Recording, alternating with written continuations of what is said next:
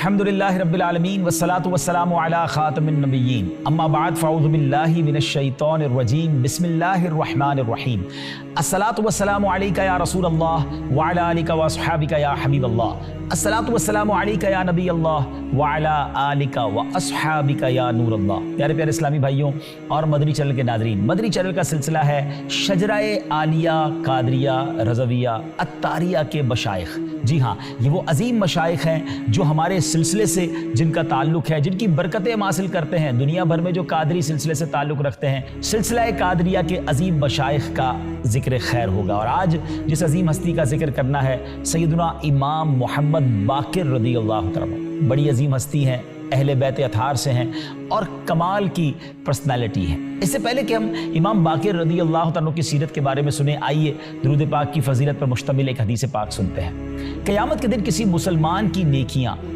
मीज़ान पर यानी तराजू पर हल्की हो जाएंगी तो सरवर कायनात सल्लल्लाहु अलैहि वसल्लम एक पर्चा अपने पास से निकालकर नेकियों के पलड़े में रख देंगे, तो उससे नेकियों का पलड़ा वजनी हो जाएगा।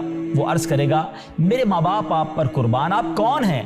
हुज़ूर अलैहिस्सलातु वस्सलाम फरमाएंगे, मैं तेरा नबी मोहम्मद सल्लल्लाहु अलैहि वसल्लम हूँ और ये तेरा वो दुरूद पाक है जो तूने मुझ पर पढ़ा था।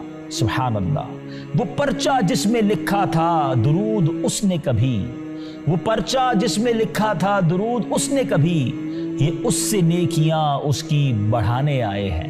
दुरूद पाक की कसरत कीजिए। अल्लाह मुझे और आपको दुरूद पाक कसरत से पढ़ने की तौफीक दे और उसका फैज़ान भी नसीब फरमाए। आइए मिलकर दुरूद पाक पढ़ लीजिए। सल्लु अलल हबीब सल्लल्लाहु तआला अला मुहम्मद सल्लल्लाहु अलैहि वसल्लम। नाज़रीन, इमाम बाकिर रज़ियल्लाहु तआला की शान क्या है कि आप वो अजीम हस्ती हैं कि जिसकी आमद की खबर नबी पाक अलैहिस्सलातु वस्सलाम ने अपनी हयात तैयबा में ही दे दी थी। जी हाँ, एक रिवायत में आता है सहाबी रसूल हज़रत जाबिर बिन अब्दुल्ला रज़ियल्लाहु तआला की खिदमत में अहले बैत अतहार के रोशन चराग इमाम बाकिर रहमतुल्लाहि तआला अलैह बचपन शरीफ में हाजिर हुए। हज़रत जाबिर आखिरी उम्र थी आपकी, बीनाई कमज़ोर हो गई थी। आपने पूछा कौन है? तो हज़रत ने जवाब दिया कि मैं इमाम बाकिर हूँ, मैं मोहम्मद बिन अली बिन हुसैन बिन अलीयुल मुर्तज़ा हूँ। जी हाँ, इनका नाम भी मोहम्मद था और आप इमाम ज़ैनुल आबिदीन की औलाद से थे। ये सुनते ही हज़रत जाबिर रज़ियल्लाहु तआला फ़ौरन आगे बढ़ गए और आगे बढ़कर इमाम बाकिर रज़ियल्लाहु तआला के हाथों को बोसा दिया और सुभान अल्लाह फरमाया कि नबी पाक अलैहिस्सलातु वस्सलाम ने आपको सलाम इरशाद फरमाया है। वहाँ जो मौजूद हाज़रीन थे वो हैरान हो गए कि हुजूर ये कैसे हो सकता है, क्योंकि इनकी तो विलादत से पहले ही नबी पाक अलैहिस्सलातु वस्सलाम दुनिया से पर्दा फरमा चुके थे। तो हज़रत जाबिर रज़ियल्लाहु तआला ने बयान फरमाया, एक मरतबा मैं रसूलुल्लाह सल्लल्लाहु अलैहि वसल्लम की खिदमत में हाजिर था। आपकी मुबारक गोद में नवासा रसूल जिगर गोशाए बतूल इमाम हुसैन रज़ियल्लाहु तआला खेल रहे थे। नानाए हुसैन ने फरमाया, ए जाबिर, मेरे इस बेटे के यहाँ एक बेटा पैदा होगा जिसका नाम अली होगा, और वो कौन होंगे? इमाम ज़ैनुल आबिदीन। और जब क़यामत का दिन होगा तो एक आवाज़ लगाने वाला आवाज़ लगाएगा, सैयदुल आबिदीन खड़े हों, तो वो खड़ा होगा। फिर उसके यहाँ एक बेटा पैदा होगा जिसका नाम मोहम्मद होगा। ए जाबिर, तुम उनको देखोगे, जब उनसे मिलो तो मेरा सलाम कहना। अल्लाह अकबर। नाजरीन, आप समझ रहे हैं बात को? मेरे आका अलैहिस्सलातु वस्सलाम कैसी गैब की खबर दे रहे हैं कि इमाम हुसैन के यहाँ बेटा पैदा होगा, उसका नाम अली होगा, और वो क़यामत के दिन जब ये ऐलान किया जाएगा कि सैयदुल आबिदीन खड़े हों तो वो खड़े होंगे, और उनके यहाँ भी एक बेटा पैदा होगा जिसका नाम मोहम्मद होगा। और नबी पाक ये भी जानते थे कि हज़रत जाबिर उस वक्त तक जिंदा भी रहेंगे और हज़रत इमाम मोहम्मद बाकिर से मुलाकात भी करेंगे। अल्लाह अकबर। नाज़रीन, ज़रा सोचिए, मेरे आका अलैहिस्सलातु वस्सलाम को अल्लाह पाक ने कैसी नज़र और कैसा इल्म अता फरमाया था। जब भी तो इमाम इश्क़ मोहब्बत लिखते हैं ना कि और कोई गैब क्या तुमसे निहा हो भला, जब ना खुदा ही छुपा तुम पे करोड़ों दुरूद। और अहले बैत अतहार की क्या बात है नाज़रीन। सैयदी आला हज़रत लिखते हैं, तेरी नस्ल पाक में है बच्चा बच्चा नूर का, तू है ऐने नूर, तेरा सब घराना नूर का। اب آئیے ذرا امام باقر رضی اللہ تعالیٰ کا تعارف سن لیجئے، آپ کی کچھ بایوگرافی کے بارے میں جانیے۔ شہزادی کونین حضرت بی بی فاطمہ رضی اللہ تعالیٰ عنہا کے دل کے چین، حضرت امام حسین کے پوتے اور امام زین العابدین رضی اللہ تعالیٰ کے شہزادے، سلسلہ قادریہ رضویہ عطاریہ کے 5ویں شیخ طریقت حضرت امام باقر رحمۃ اللہ تعالیٰ علیہ ہیں۔ آپ کا مبارک نام محمد، آپ کی کنیت ابو جعفر اور آپ کا لقب باقر، شاکر اور ہادی یعنی ہدایت دینے والا ہے۔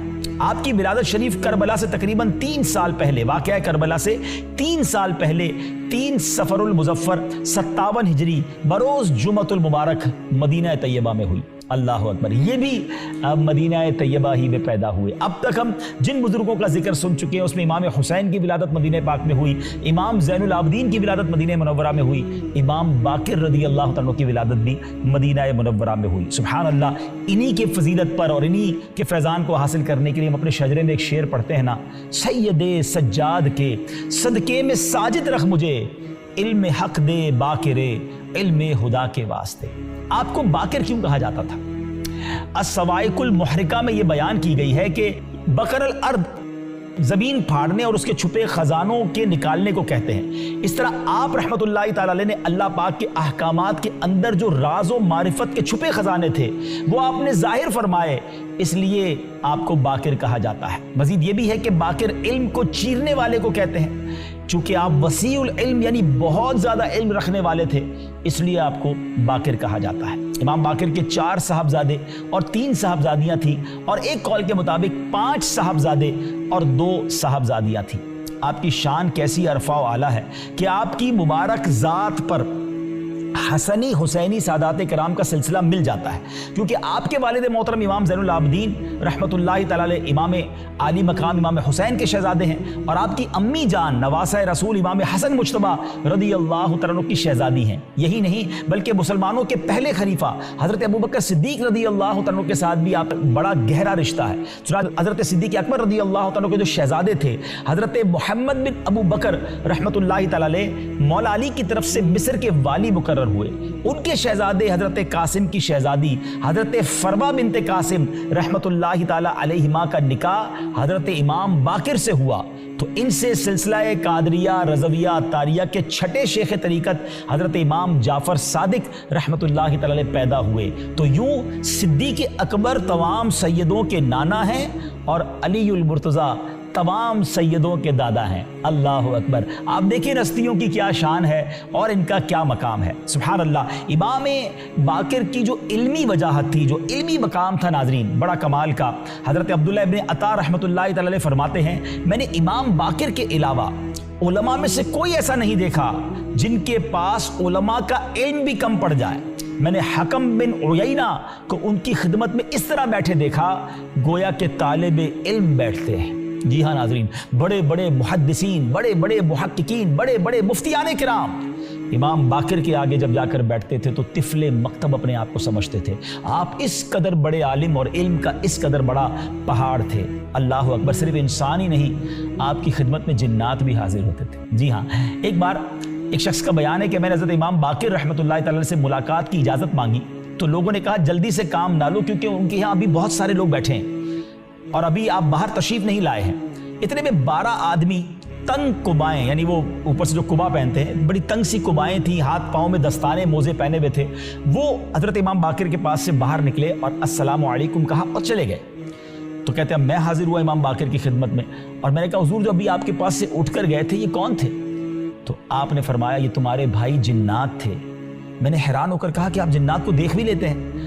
تو آپ نے فرمایا کہ ہاں، جس طرح تم مجھ سے حلال و حرام کے بارے میں مسائل پوچھتے ہو اس طرح یہ بھی آ کر مجھ سے شرعی مسائل پوچھتے ہیں۔ جی ہاں، اس کا مطلب یہ ہوا کہ آپ انسانوں کے استادوں کے ساتھ ساتھ جنات کے بھی استاد تھے، آپ علم دین انہیں بھی پڑھاتے تھے۔ سبحان اللہ، آپ کی عبادات کا عالم کیا تھا، کمال کا خاندان ہے ناظرین۔ ہم مولا علی شیر خدا سے سیرت بیان کر رہے ہیں، اس خاندان کی ہر عظیم شخصیت پر جب ذکر کرتے ہیں تو بڑا مقام، بڑا مرتبہ ہے، خاندان رسول ہے، اس قدر مقدس شخصیات ہیں، مگر مناجات، عبادات، خوف خدا، گریہ وزاری، اللہ اکبر، امام باقر اپنے والد محترم کی طرح بڑے عابد و زاہد اور ہر وقت عبادت میں مصروف رہتے تھے۔ آپ کے شہزادے امام جعفر صادق رحمۃ اللہ تعالی فرماتے ہیں کہ میرے والد محترم آدھی رات کے وقت بارگاہ الہی میں عرض کرتے، اے اللہ پاک تو نے مجھے حکم دیا لیکن میں نے بجا آوری نہ کی، مجھے منع فرمایا لیکن میں باز نہ آیا، تیرا یہ بندہ تیری بارگاہ میں حاضر ہے اور اس کے پاس کوئی عذر نہیں ہے۔ یعنی انکساری ایسی ہے کہ اللہ کی بارگاہ میں عرض کر رہے ہیں کہ مولا میں کچھ بھی نہیں کر سکا۔ ایک جگہ عرض کرتے ہیں، اے خدارا رات آ گئی اور دنیاوی بادشاہوں کی حکومت ختم ہو گئی، آسمانوں پر ستارے نکل آئے اور لوگ سو گئے، اے پاک پروردگار تو زندہ ہمیشہ رہنے والا اور دیکھنے والا ہے، تیری ذات پاک ہے اور تو نیند اور اونگ سے پاک ہے، تیری ذات کسی مانگنے والے کو خالی نہیں لوٹاتی۔ اللہ اکبر، کیا انکساری ہے، کیا عاجزی ہے، کیا گریہ بازاری ہے، اللہ سے عرض کرنے کا کیا شاندار طریقہ ہے۔ اللہ مجھے بھی اور آپ کو بھی امام باقر کی عاجزی کا صدقہ عطا فرمائے، ان کی گریہ بازاری اور شب بیداری کا صدقہ نصیب فرمائے۔ آپ کی عادتوں کے بارے میں آتا ہے کہ جب آپ مسکراتے تھے نا ناظرین، تو مسکراتے وقت بھی اللہ سے عرض کرتے، اے اللہ مجھ سے ناراض نہ ہونا۔ آئے ہائے، رب سے تعلق اور اللہ سے کنیکشن کیسا تھا، سبحان اللہ۔ اچھا، صدقہ کرنے کا شوق یہ تو نبی پاک کے سارے خاندان کا ہے، یہ تو سارا گھرانہ سخی ہے نا۔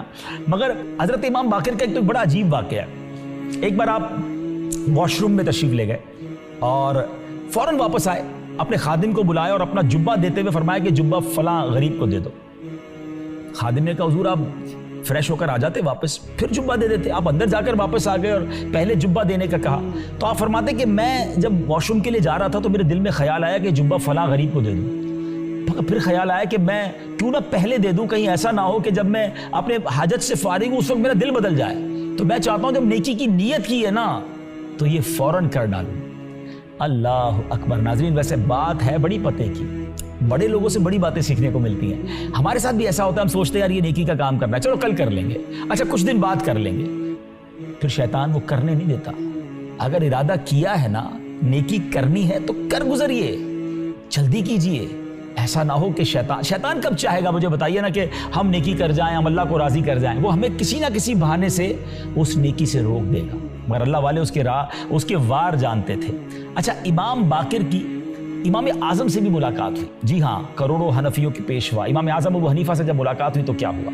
فقہ حنفی کے بہت بڑے عالم دین امام ابو یوسف رحمۃ اللہ تعالی بیان کرتے ہیں کہ میں نے استاذ حنفیوں کے امام اعظم ابو حنیفہ رحمۃ اللہ تعالی سے عرض کی کہ کیا آپ کی امام باقر سے ملاقات ہوئی ہے؟ تو آپ نے فرمایا جی میں نے ان سے ملاقات کی، میں نے ان سے ایک مسئلہ بھی معلوم کیا، تو آپ نے اس کا بڑا شاندار جواب عطا فرمایا جو میں نے ان سے پہلے کبھی نہیں سنا۔ کون کہہ رہا ہے؟ جو کروڑوں حنفیوں کے پیشوا ہیں، جن کی ذہانت کی دنیا قائل ہے، مگر وہ کہتے ہیں جب امام باقر سے میں نے مسئلہ پوچھا نا تو ایسا جواب دیا کہ میں نے ایسا شاندار جواب کسی سے نہیں سنا۔ سبحان اللہ۔ ناظرین کرامات بھی آپ کی بڑی کمال کی ہیں اور بہت ساری ہیں۔ ایک کرامت سنیے، آپ کے پاس ایک بزرگ آئے ابو بصیر رحمۃ اللہ تعالی، وہ نابینا تھے، تو کہتے میں ایک بار ذات امام باقر رضی اللہ تعالیٰ کی خدمت میں حاضر ہوا، آپ نے میرے چہرے پر ہاتھ پھیرا تو میری آنکھیں روشن ہو گئی، آپ نے پھر ہاتھ پھیرا تو پھر نابینا ہو گیا، تو آپ نے فرمایا کہ اب دونوں میں سے کون سی بات آپ اختیار کرنا چاہتے ہیں؟ آپ کی آنکھیں روشن ہو جائیں اور قیامت کے دن آپ سے بینائی کی نعمت کا اور دیگر اعمال کا حساب لیا جائے، یا آپ نابینا ہی رہیں اور بغیر حساب کتاب جنت میں داخلہ نصیب ہو جائے؟ ناظرین ہے سوال بڑا کمال کا، آنکھیں مل رہی تھی، نابینا کے لیے آنکھیں بہت بڑی نعمت ہے، دنیا کے سارے رنگ اس کے سامنے ختم ہو جاتے جب آنکھیں ہی نہ ہوں، مگر وہ بزرگ بھی کمال کے تھے، فرماتے ہیں میں جنت میں بے حساب داخلہ چاہتا ہوں، مجھے نابینا ہی رہنے دیں۔ اللہ اکبر۔ اللہ کی رضا پر جو راضی رہنا ہے نا ناظرین، یہ بھی بڑی کمال کی بات ہے۔ بعض اوقات کوئی تکلیف آتی ہے ہم پر، کوئی مشکل آتی ہے، ہم سے کوئی چیز چھین لی جاتی ہے، ہمیں لگتا ہے کہ مجھے محروم کر دیا گیا، کیا پتہ اس کے بدلے کوئی بہت بڑا انعام آپ کا انتظار کر رہا ہے۔ صبر کیجئے، اللہ کی رضا پہ راضی رہیے۔ احادیث میں یہ مضمون ملتا ہے کہ اگر اللہ پاک کسی کی آنکھیں لے لے، کوئی نابینا ہونا، اور وہ صبر کرے، اللہ قیامت کے دن اس کو اپنا دیدار عطا فرمائے۔ اگر مجھے نابینا سن رہے ہیں نا، دل چھوٹا نہ کریں، اللہ کی رضا پر راضی رہیں۔ آپ بہت سارے گناہوں سے بچے ہوئے ہیں، ہاں آنکھیں بڑے گناہ کرواتی ہیں، اور اگر اللہ کا دیدار ملنا ہے اور اللہ بے حساب جنت میں داخل کر دے تو یہ سودا مہنگا نہیں ہے۔ اللہ آپ کو قلبی نور عطا فرمائے، آپ کو نبی پاک کی زیارت نصیب فرمائے۔ صبر کیجئے گا۔ اب امام باقر رضی اللہ تعالیٰ کے فرامین، آپ تھے تو علم و حکمت کی انمول خزانہ تھے، بہت سارے موتی بکھیرتے تھے، تو چند جو ہے آپ کے فرامین سنتے ہیں۔ آپ فرماتے ہیں کہ ایک بار آپ کے پاس حضرت عروہ بن عبداللہ فرماتے ہیں کہ میں حضرت امام باقر کے پاس موجود تھا اور میں نے عرض کی کہ ما قولک فی حلیۃ السیوف، حضور تلوار کو صاف ستھرا آراستہ کرنے کے بارے میں آپ کیا کہتے ہیں؟ تو آپ نے فرمایا لا بأس قد حلی ابو بکر صدیق سیفہ، یعنی اس میں کوئی حرج نہیں کیونکہ حضرت ابو بکر صدیق نے بھی اپنی تلوار کو آراستہ کیا تھا۔ تو کہتے ہیں میں نے کہا آپ انہیں صدیق کہتے ہیں؟ حضرت ابو بکر کے بارے میں چونکہ انہوں نے صدیق کہا تھا، تو آپ نے کہا اور آپ جلال میں آ گئے، آپ نے کہا کہ قبلے کی طرف منہ کر کے ارشاد فرمایا ہاں وہ صدیق ہیں، ہاں وہ صدیق ہیں، ہاں وہ صدیق ہیں، اور جو انہیں صدیق نہ کہے تو اللہ عز و جل اس کے قول کی تصدیق نہیں فرماتا، نہ دنیا میں اور نہ آخرت میں۔ کیا پیار تھا امام باقر کو حضرت سیدنا ابوبکر صدیق سے۔ اور یہاں ایک اور بات پتہ چل رہی ہے کہ اہل بیت اطہار اور صحابہ کا آپس میں انٹریکشن اور پیار کتنا زبردست تھا۔ اور صدیق اکبر رضی اللہ تعالیٰ کی تو کیا شان ہے، سبحان اللہ، بڑا خوبصورت شعر ہے نا، عمر سے بھی وہ افضل ہیں، وہ عثمان سے بھی ہیں اعلیٰ، یقیناً پیشوائے مرتضی صدیق اکبر ہے۔ کیا شان ہے، سبحان اللہ۔ اچھا ایک اور آپ کا کال بڑا کمال کا اور اہل علم کے لیے زیادہ ضروری ہے کال۔ آپ فرماتے ہیں ہر چیز کے لیے کوئی نہ کوئی آفت ہوتی ہے اور علم کی آفت بھولنا ہے۔ علم حاصل کرنا بڑی بات ہے، مگر بعض اوقات علم چھین لیا جاتا ہے، بندہ بھول جاتا ہے۔ اللہ ہمیں علم نافع عطا فرمائے، ہم علم حاصل کریں تو وہ یاد بھی رہے۔ اور کہتے ہیں نا گناہوں کی کثرت سے انسان میں نسیان پیدا ہوتا ہے، وہ بھولنے لگ جاتا ہے۔ مجھے اور آپ کو گناہوں سے بھی بچنا ہے تاکہ ہمارا حافظہ اور اچھا ہو جائے۔ ایک اور جگہ آپ فرماتے ہیں وہ عالم جس کے علم سے فائدہ حاصل کیا جائے 1000 عابدوں سے افضل ہے۔ اب سوچئے علم دین سیکھنا کتنی بڑی نیکی ہے۔ اور آپ فرماتے ہیں اللہ پاک کی قسم ایک عالم کی موت شیطان لعین کو 70 عابدوں یعنی عبادت گزاروں کی موت سے زیادہ پسند ہے۔ اللہ پاک مجھے اور آپ کو عالم باعمل بنائے اور ہم خاص یہ سوچ بنا لیں۔ کہتے ہیں لوگ گھر میں ایک ڈاکٹر ہونا چاہیے، ایک انجینئر ہونا چاہیے، سچی بات ہی ناظرین گھر میں ایک عالم دین ہونا چاہیے۔ بہرحال ایک عظیم ہستی امام باقر رضی اللہ تعالیٰ عنہ، آپ کا انتقال 7 ذو الحجۃ الحرام 114 یا 117 ہجری کو ہوا۔ دنیا کے سب سے افضل قبرستان جنت البقیع میں حضرت عباس رضی اللہ تعالیٰ کے مزار شریف کے قریب آپ کی تدفین ہوئی۔ آپ کی وصیت کے مطابق آپ کے نماز والے لباس میں آپ کو کفن دیا گیا۔ اللہ کریم تربت امام باقر پر کروڑوں رحمتوں کی بارش نازل فرمائے اور ان کے فیضان سے ہم سب کو مالا مال فرمائے۔ ناظرین جس بزرگ کے بارے میں سنتے جا رہے ہیں ان کی عظمت تو دل میں بڑھتی جا رہی ہے، مگر ہمیں کچھ سیکھنا بھی تو ہے نا۔ اب تک جتنے بھی میں نے پروگرام کیے ہیں اہل بیت اطہار کے، سب کی عبادتیں، ریاضتیں، علم دین، گریہ بازاری، اللہ کی بارگاہ کا خوف، حالانکہ اتنا بڑا مرتبہ۔ ہم اپنے بارے میں سوچیں کہ اتنے گناہ ہیں مگر پھر بھی خوف نہیں آتا، پھر بھی شرم نہیں آتی، پھر بھی نمازوں اور عبادتوں کی طرف لوگ نہیں آتے۔ خدا را اگر ان بزرگوں کا دامن تھاما ہے نا تو ان کے نقش قدم پر بھی چلنا ہے۔ اگلے پروگرام میں ایک اور بزرگ کا تذکرہ لے کر حاضر ہوں گے، ایک اور عظیم شخصیت کے بارے میں جانیں گے اور اپنے دل کو انشاءاللہ ان کے فیضان سے منور کریں گے۔ صلو علی الحبیب صلی اللہ تعالی علی محمد صلی اللہ علیہ وسلم۔